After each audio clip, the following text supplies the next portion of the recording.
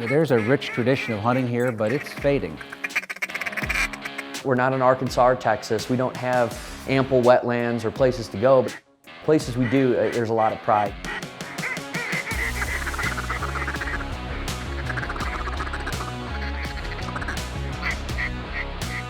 And what we see here is people keeping that tradition alive.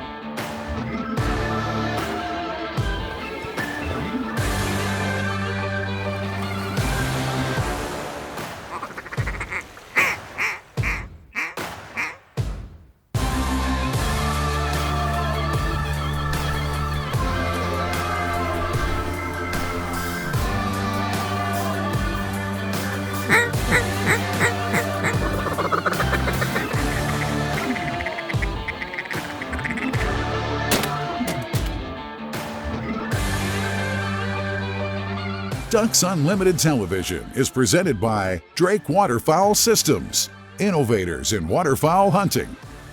Hello again and welcome to Ducks Unlimited TV. I'm Ashley Ward. This week we're headed to Indiana to visit the historic Kankakee Marsh. Co-host Phil Bergelli joins generous DU volunteers for some duck hunting and camaraderie at the Kankakee Marsh Hunt Club. We'll learn more about the marsh, the challenges facing Ducks Unlimited and other conservation partners to save it, and what's being done to restore and conserve this historic habitat. All this and more next on DU TV.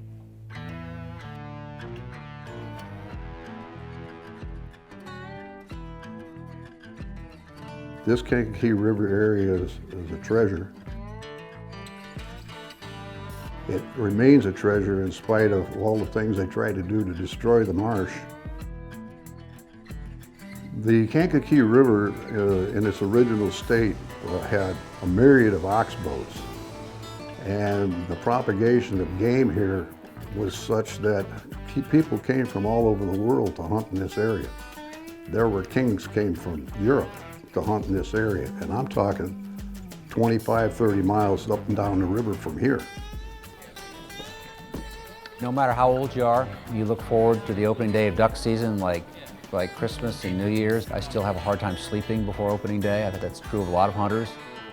What we've learned is when you're in the middle of a flyway, on the very edge of a flyway, you've got to be very careful and work all year to shoot a few ducks. So we don't go out at dark. We wait till the ducks fly to wherever they want to fly, and we'll hunt for about 4 hours, and then we get out of the field as quickly as we can.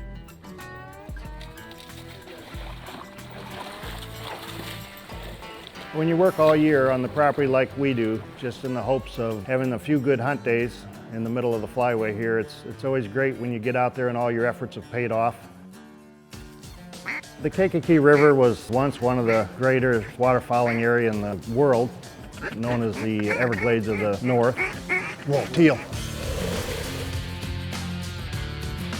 They decided that they wanted to turn this into a very rich agricultural area, and one way to do that is to straighten the river.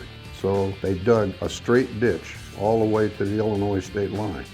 And by doing that, they actually drained a great portion of this marsh.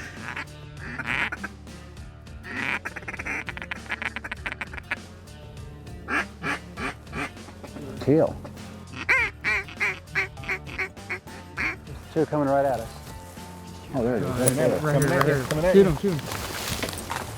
But what we see here and what we hunt on today is the remnants of that marsh, and there's a lot of it that's been restored. So the projects we do, projects at Kankakee, at Willow Slough, at Grand Kankakee Marsh and such in LaSalle, we'll never recreate what we once had, but we can do our best to try. You know, Indiana again is not the waterfowl capital of the world, but there's a lot of waterfowl hunters in Indiana.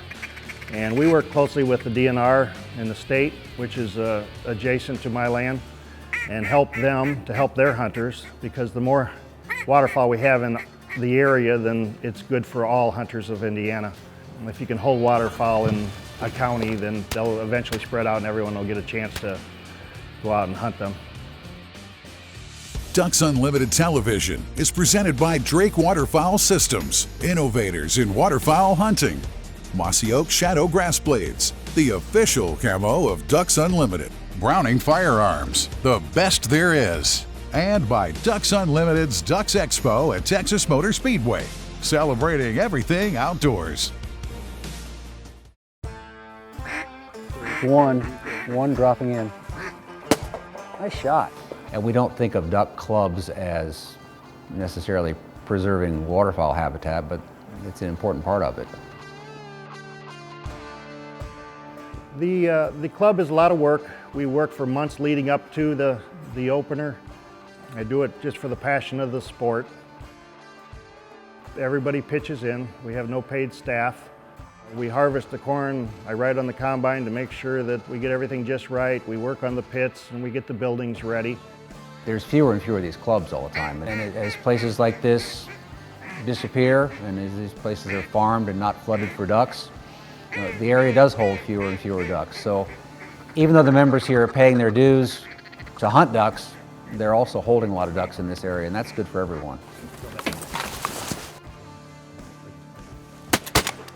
It's hard to shoot ducks in Indiana. It takes a lot of work. During the last few years, I've gotten very involved in the WRP program.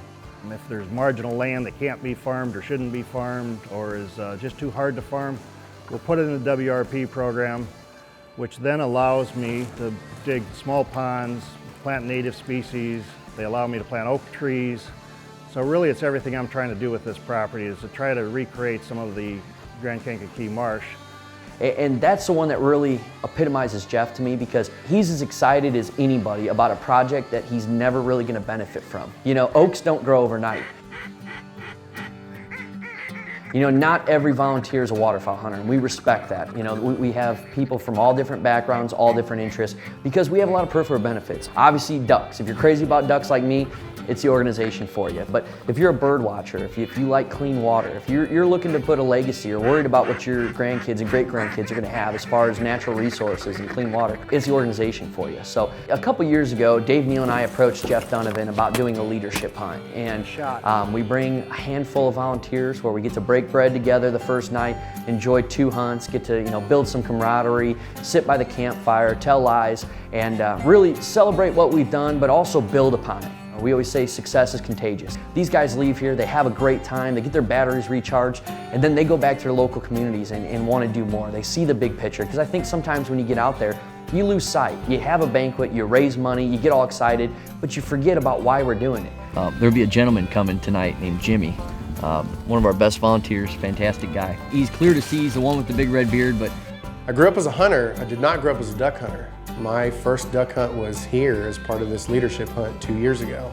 he's been fortunate enough to shoot several species. No mallards yet. The most common bird in the world is the one that has eluded me. I've shot a couple hens, but Josh is usually quicker on the trigger than me, so the green goes down before I get a chance at him.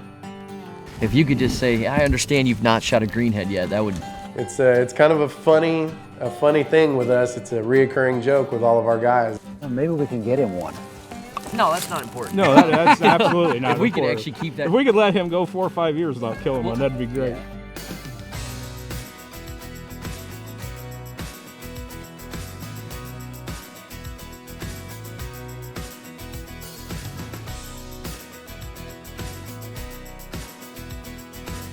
For hundreds of years, the Kankakee River flowed lazily across what would later become the states of Indiana and Illinois. The river fed the Grand Kankakee Marsh, which was once the largest inland wetland in the United States, and referred to as the Everglades of the North, covering over 500,000 acres. After the Civil War, efforts to drain the marsh really exploded, and the rich and fertile soil beneath the water's surface was the target. Deep ditches were dredged, effectively cutting the Kankakee River in half and opened routes up for easier timbering. By the early 1920s, only a fraction of the original marsh remained. But thanks to extensive conservation efforts, the Kankakee Marsh was not completely lost. Ducks Unlimited, The Indiana Department of Natural Resources, the U.S. Fish and Wildlife Service, all are working together on NAWCA-funded projects, the North American Waterfowl Conservation Act, to make sure the marsh is still a thriving habitat for migrating and wintering waterfowl. For more information on how you can be a part of wetlands restoration in your area, check out our website at ducks.org. DU Insights is brought to you by Mossy Oak Properties. Find your favorite place at mossyoakproperties.com.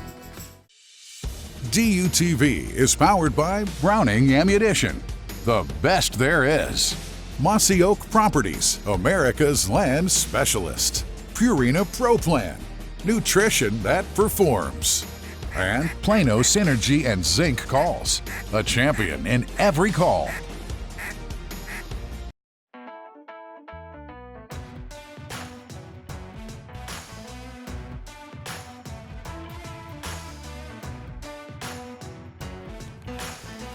Jimmy, you got started in duck hunting right here, right? This was my very first hunt. I was a volunteer for about 6 years before I got invited to come out here. You were volunteering all that time and you'd never been duck hunting. volunteering. What was it about DU that attracted you? When I met Josh, he started explaining to me, and I got a little bit more in depth with DU, learning about just beyond the local level. When he started teaching me more about, 80, 85 cents on a dollar goes into the ground.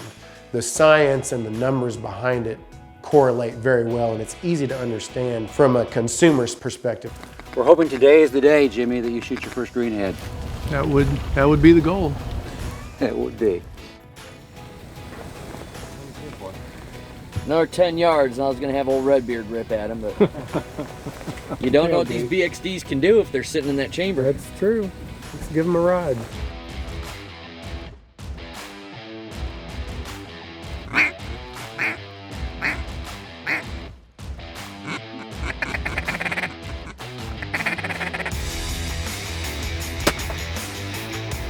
Nice shot.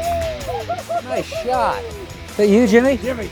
Nice shot. As long as nobody else shot it. Nice shot. I didn't pull the trigger. All right. Shot.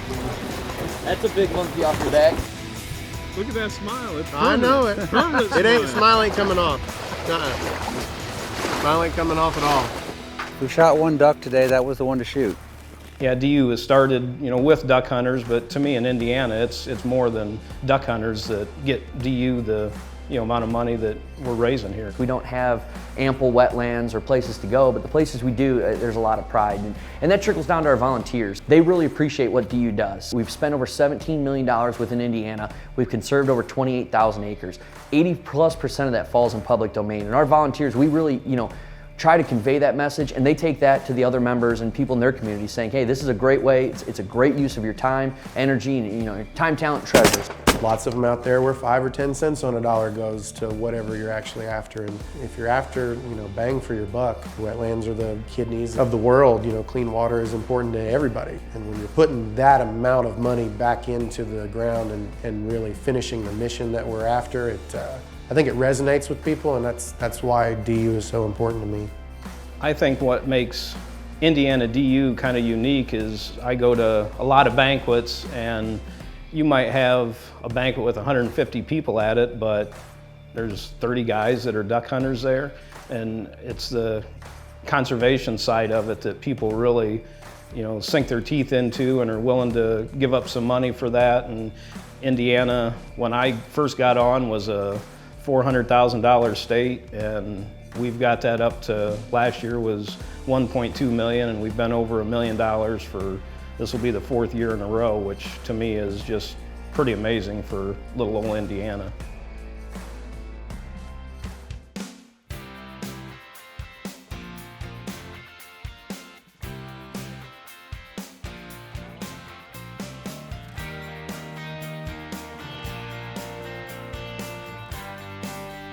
Crossing targets are the hardest targets for a lot of people because the gun has to be one place and your eye has to be somewhere else, and it's hard for a lot of people to learn to separate the two. Most shooting at ducks and geese, if you shoot them over decoys, you can look right down the gun barrel and kill the bird. When it gets to be a little longer range and a crossing bird where you need to add some lead, you can't do that anymore. Your eye's on the bird's beak, the gun is out there in front of it, and for some people it's hard to to learn to separate those two.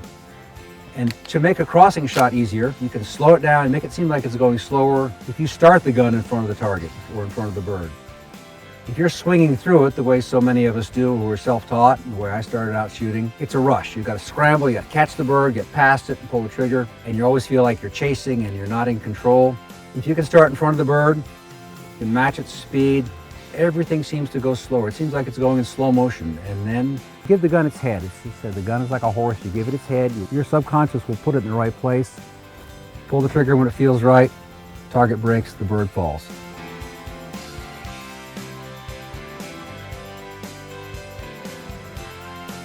DUTV is brought to you by Native Nurseries, hand-selected, hand-grown plants for wildlife. Higdon Outdoors, quality, customer service, innovation.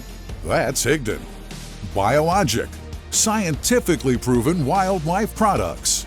Closed captioning for Ducks Unlimited Television is brought to you by Mossy Oak Bottomland, the official timber pattern of Ducks Unlimited.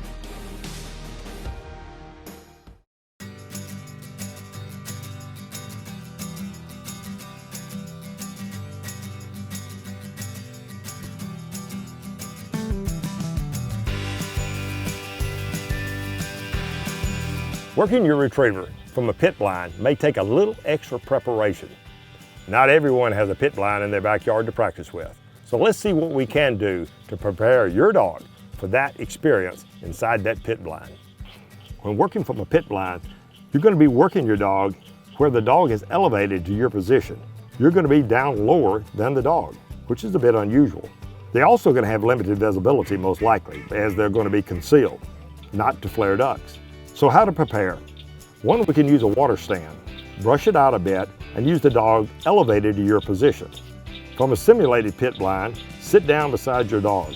Construct a platform higher than your position and accustom the dog to working from this platform. Use a pit box to teach getting in and out of a confined area. Then elevate the pit box to your position. If possible, visit your blind, if it's a pit blind, well before season for some practice. The first time your dog sees a pit should not be open today at sunrise. Duck Dog with Mike Stewart is presented by Purina Pro Plan, nutrition that performs. We try to keep some of the traditions alive around here. I have members that have been hunting this property or near this property for 60 years. And we've been hen finding for many, many years. In the old days, the fine used to be $1. And then at the end of the year, we'd write the check to Ducks Unlimited. Then we took it a step further and said that part of your dues every year to the club, $150 per person, goes straight to DU.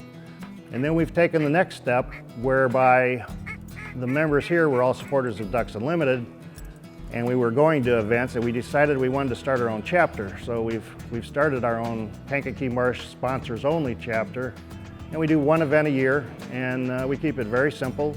Nice dinner. This year we had a picnic here with a band, and we were able to raise $48,000 for the ducks.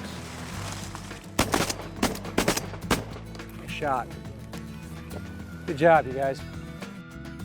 3 drakes and a black, is that good? Oh, that's right, that's your black. Tyler for years wanted a black duck, and we were in a blind 2 years ago. Yeah. And we had a bunch of kids, and we all shot, and Tyler knew he hit it. Well, I forgot about it, so I told the young kid, yeah, you can have it, you shot that. Tyler just looked at me like, so it's been 2 years to get this one. Good day. Pretty bird. Right above us, coming down.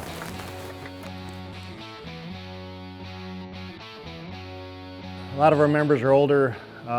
We've been hunting for a long time. And when they walk in here, they know we're serious about safety and conservation. I knew how much money it takes to make an impact, having done some of this on my own. So I just jumped on board with them and have been helping them ever since. And that's the one that really epitomizes Jeff to me, because just down the road, he's doing moist soil units. You know, he's doing acres of saplings of swamp oaks and red oaks and pin oaks. So the ducks have benefit. They have, a different style of habitat, something we see in, in Arkansas and such. He's going to bring up here, and he's doing it for out of the benefit of the ducks and for people, for future generations. It's in the back of my mind when he was telling me he was so excited about the project. He's never going to stand by one of those oaks and harvest, limited mallards.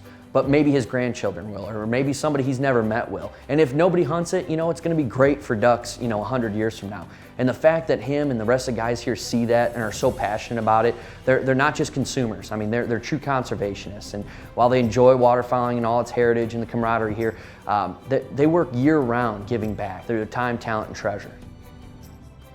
The Grand Kankakee Marsh is a prime example of how thinking has changed regarding waterfowl and wildlife habitat management. We need your help to make sure places like the Kankakee are restored and preserved. Moving forward, Ducks Unlimited will continue working hard to keep places like the Kankakee Marsh flourishing, benefiting waterfowl and wildlife for future generations to enjoy. Thanks for watching, and please join us next time for more exciting action on DUTV.